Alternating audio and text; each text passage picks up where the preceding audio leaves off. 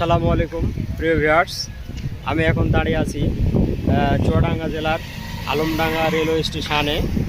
তো এই স্টেশনটি স্থাপন করা হয় 1862 সালে। ব্রিটিশ ভারতে রেল লাইন স্থাপনের সিদ্ধান্ত হয় 1832 সালে এবং প্রথম রেল লাইন স্থাপন করা হয়েছিল মুম্বাইয়ে 1951 সালে।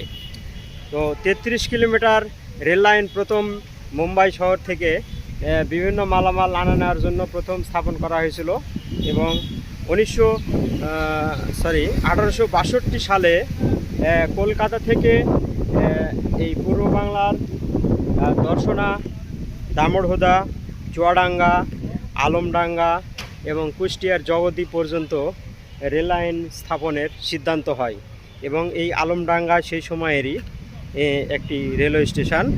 তো ব্রিটিশরা শাসন কার্য সঠিকভাবে পরিচালনা এবং তাদের সৈন্য বিভিন্ন জায়গায় আনা নেওয়া এবং মালামাল আনা নেওয়ার জন্য এই রেল লাইনগুলো স্থাপন করেছিল। তো কালের সাক্ষী হয়ে দাঁড়িয়ে আছে আজও এই আলমডাঙ্গা রেলওয়ে স্টেশন। আপনারা যখন রাজশাহী, নাটোর, তারপরে সান্তাহার, রংপুর, দিনাজপুর, জয়পুরহাট থেকে যখন আপনারা এই খুলনার দিকে ট্রেন ভ্রমণে যাবেন তখন দেখতে পাবেন এই আলমডাঙ্গা রেলওয়ে স্টেশন। তো ধন্যবাদ।